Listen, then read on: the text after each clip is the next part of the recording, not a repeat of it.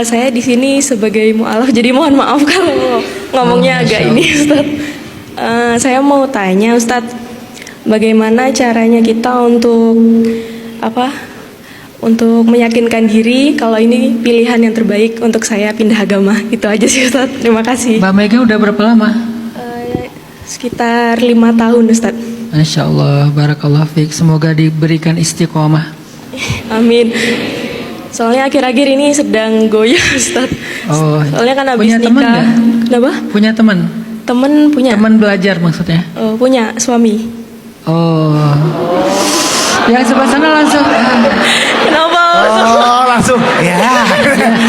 Padahal mau jadi temen ya. Jadi udah mau optimis. Iya, udah Kalau oke. teman belajar kan bisa. Suami muslim atau mualaf?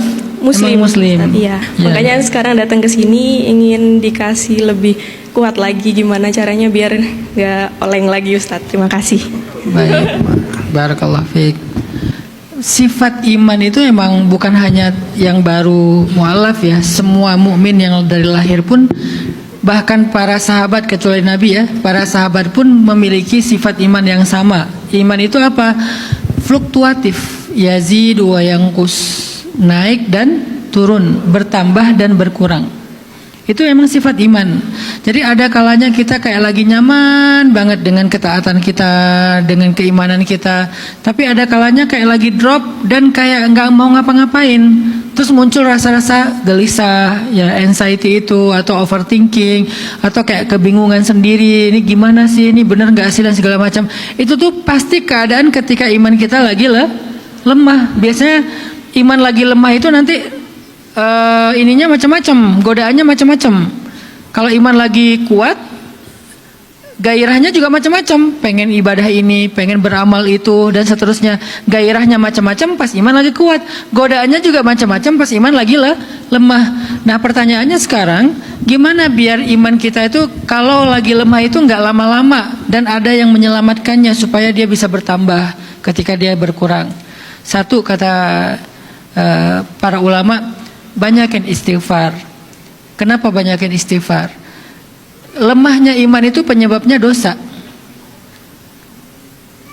Tazidu yazidu bit ta'ah wa yanqusu bil ma'siyah. Iman itu bertambah dengan ketaatan dan berkurang dengan maksiat. Biasanya penyebab iman lemah itu adalah dosa-dosa, dan dosa yang paling ringan tapi paling mudah mengurangi iman itu adalah fatrah atau futur. Apa itu futur? Kelamaan nganggur. Futur itu kelamaan nganggur. Nganggur di sini itu bukan kerjaan ya, nganggur dari aktivitas-aktivitas yang bisa menyehatkan iman kita. Kelamaan gak hadir ke majelis, kelamaan gak ketemu dengan orang solih, kelamaan gak membaca Al-Quran, kelamaan gak bertemu dengan tempat-tempat yang vibes-nya bagus. Salah satu yang paling terbaik itu pastinya Masjidil Haram, Masjid Nabawi kalau kita mampu, atau kalau enggak ya masjid-masjid yang vibes-nya memang beda gitu. Kalau pada umumnya kan dia vibes sholat 5 waktu ya. Ada masjid yang di situ tuh ada amalan yang lebih daripada 5 waktu, ada majelis ilmunya di situ, ada dakwahnya di situ segala macam. Kita terlalu lama absen dari sana. Selain karena dosa, bisa juga karena fatrah atau karena futur, kelamaan absen.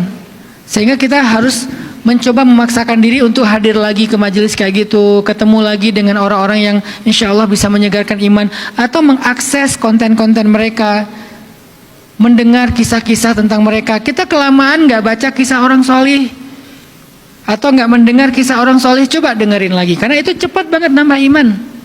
Pertama istighfar, kemudian hadir dalam majelis ilmu, kemudian coba lebih banyak membaca atau mendengar kisah-kisah orang soleh. Karena di dalam kisah orang soleh itu cepat banget. Kan kata Allah juga di dalam Al-Quran, wa kullan naqussu 'alaika min amba'ir rusuli ma nutsabbita bihi fuadak. Begitulah kami mengisahkan kisah-kisah Rasul kepadamu Muhammad. Nabi Muhammad aja yang udah sempurna imannya masih membutuhkan kisah-kisah. Kisah siapa? Kisah Rasul-Rasul yang lain. Padahal beliau adalah Rasul terbaik, tapi masih membaca kisah Rasul-Rasul yang lain, di antara saudara-saudara beliau para Rasul dan para Anbiya. Wa kullan naqussu 'alaika min amba'ir rusul. Kisah-kisah nabi yang kami kisahkan kepadamu Muhammad, manusabbitu bihi fuadak, untuk meneguhkan hatimu Muhammad. Jadi ketika Nabi lagi sedih, dihibur dengan kisah para nabi. Ketika Nabi lagi drop, dikuatkan dengan kisah Nabi. Ketika Nabi lagi bingung, dimantapkan keinginan dan tujuannya dengan kisah-kisah para nabi. Selalu kayak gitu. Kisah-kisah nabi-nabi sebelumnya menguatkan hati Nabi. Maka kita juga butuh kisah yang sama. Coba baca kisah-kisah inspiratif sesuai dengan tema kita. Misalnya bisa cari di sosial media atau di YouTube dan seterusnya. Kisah ajaib dalam Islam misalnya. Atau kisah-kisah sahabat yang inspirasi. Kisah nabi-nabi yang solih dan seterusnya. Itu banyak keluar tuh kisah-kisah yang bagus. Apalagi kalau kalian ngerti bahasa Arab. Itu lebih banyak lagi referensinya. Kalau nggak ngerti bahasa Arab, oke. Hanya yang versi Inggris sama versi Indonesia. Mudah-mudahan, atau bahasa Arab tapi udah ada translate-nya, udah ada subtitle-nya, sehingga kita tinggal baca. Akses istighfar, paksakan hadir dalam majelis ilmu kayak gini, kemudian banyak-banyak merenungkan dengan cara membaca ataupun mendengar kisah-kisah sholihin. Dengan demikian iman kita itu kayak di recharging. Kan sekarang pakai ininya recharging my soul ya, kan rata-rata.